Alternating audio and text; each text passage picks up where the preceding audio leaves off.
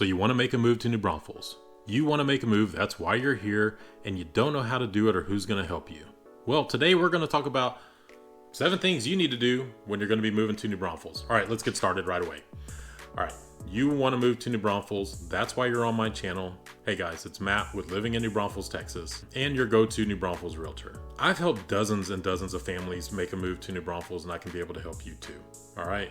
Granted, when I say make a move, I'm talking about buying a house and making a move here. So I'm not going to go with, in my truck or with a moving truck and move your stuff over here, right? While you're using somebody else. But this is what you need to do whenever you're going to be making a move to New Braunfels, Texas. Okay. The first thing you need to do is call me, right? Dozens and dozens. Oh God, like over 100 people have called me. Not everybody has made the move, but I've had well over 100, 200 people give me a call, shoot me a text, or send me an email when they found my contact information in the description below.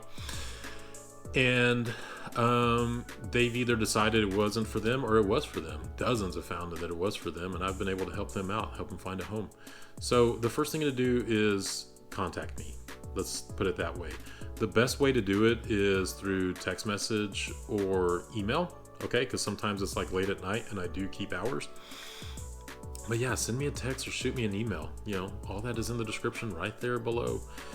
And, we'll have the conversation, and I'm going to find out why you're moving, what's your motivation, what you're kind of expecting, and, we're going to see if it's right for you. I mean, you're going to be able to determine that. I'm not going to tell you, oh, this isn't right for you, don't move here. That's not on me. That's on you, okay? You and your family. But yeah, number 1, contact me. Text or email, that's the best, right? Okay. All right, the second thing you're going to do, if you haven't been here before, or maybe even if you have, is come to visit. All right, come to visit. We can meet up. I can give you a map or what I call a hot sheet of things like communities to go and look at, points of interest, different restaurants, where the schools are, different communities, just whatever, right? So I don't always have time to drive you around. Whenever you're actively looking, we'll do that, and we'll get to that part. But unfortunately, I can't be like the tour guide. We drive around, we go and look everywhere, and then I never hear from you again, right? So, but yeah, come for a visit, and we'll either meet up, we'll talk about stuff, or you're coming for a visit and you're just ready to make a move, right? I've had that happen.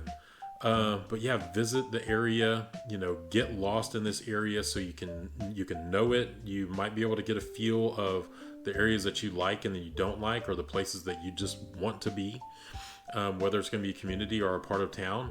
But yeah, make that visit to New Braunfels. Okay.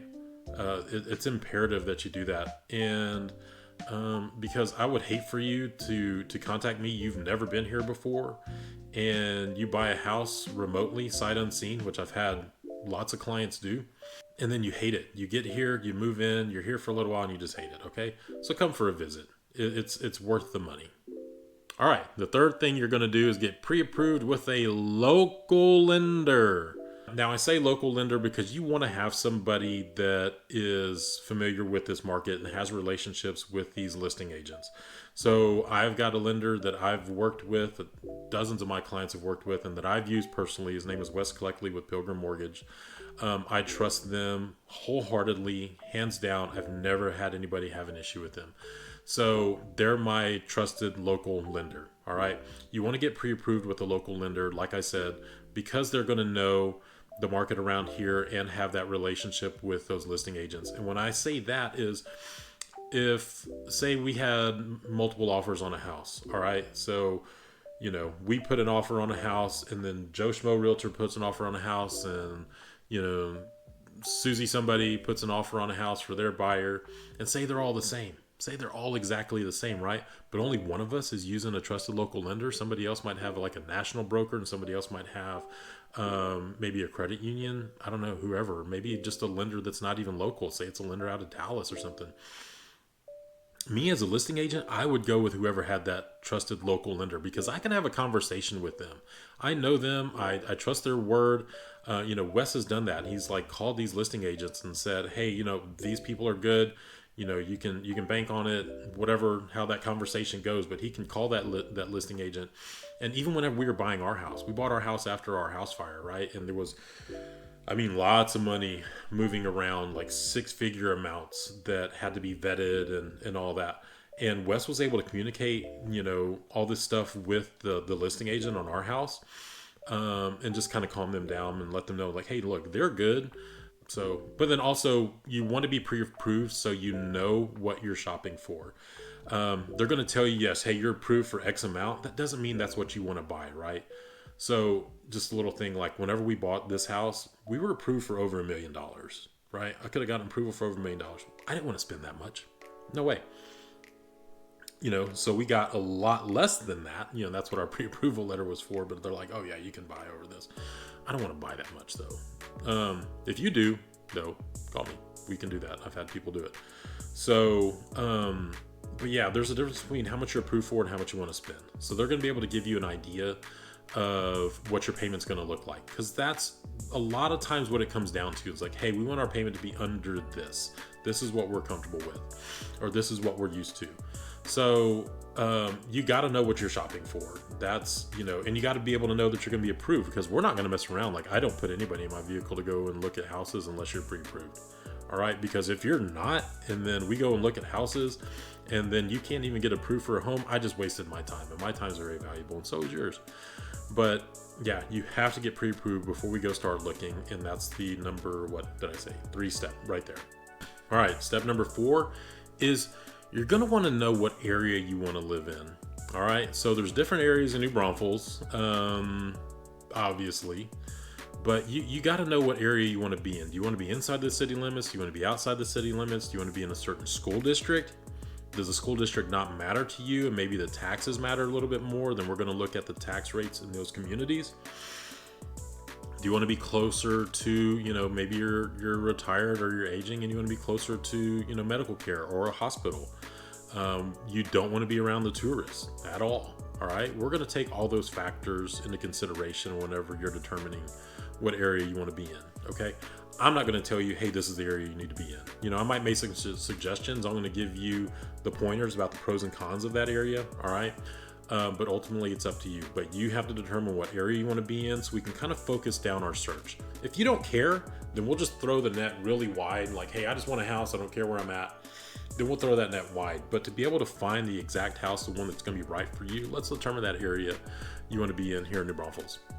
All right, the next thing we're going to do once we determine area is start a search. All right, I'm going to get you set up. I've got access to a couple MLSs. We'll get you set up on a search, in the MLS if you want a pre-existing house, something that's pre-owned. Or if you want new construction, we're going to look at new construction. There's tons of new construction in this area. It's going up like crazy. All right. And here's a little thing about that. A lot of these builders, these production builders, are offering crazy incentives right now because their homes are moving a lot slower.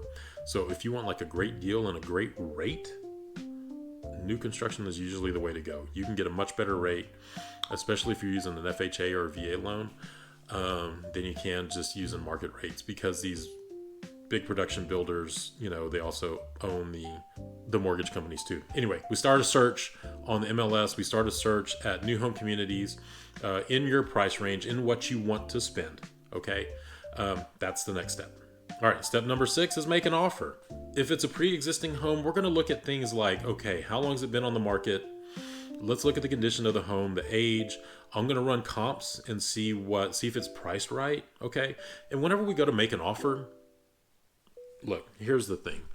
I'm not going to make it to where you just win everything and you get your way and the other party loses. We don't work like that. We want everybody to have a win-win situation. We want it to be fair. Now, if they're wanting to give away the house, that's fine. Okay. Not really giving away the house, but if they're wanting to give up a lot of stuff, that's okay.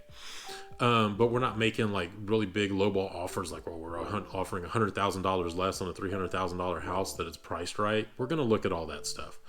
So yeah, anyway, we'll make an offer on a home. We'll write up that contract. We'll negotiate repairs. If there needs to be any, we'll ask for the concessions that need to be any. Okay. We're going to have the discussion too about, how I, as a buyer's agent, get paid, because I don't work for free. Never have, never will. But we'll have that conversation.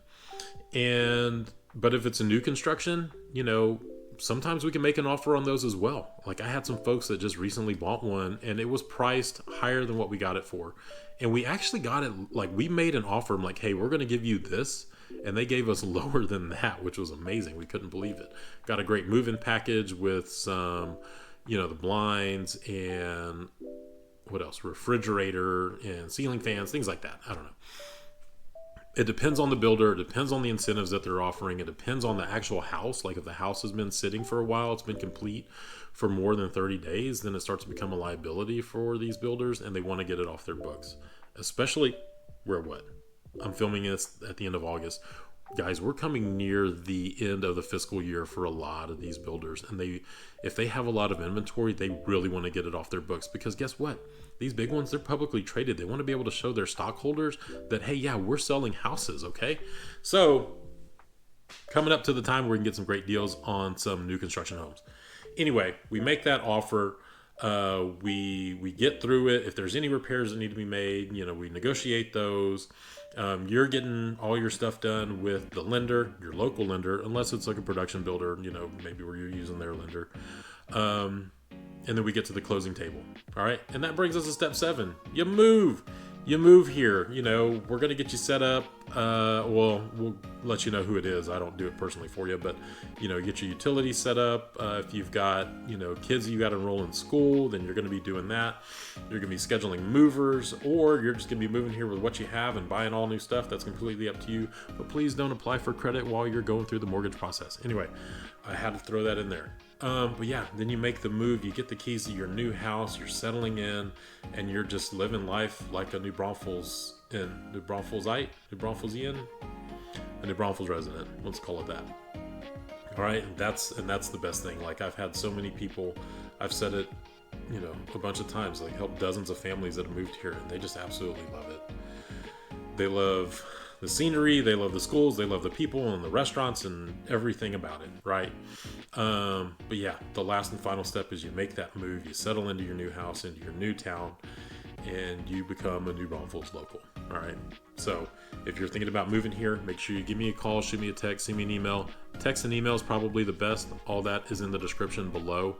And we'll be able to help you out. Like, I've helped dozens of others, make that move to New Braunfels or Seguin or this immediate area. I don't really cover San Antonio, but I can find you somebody. Okay, until next time, y'all take care. We'll see you in the next video.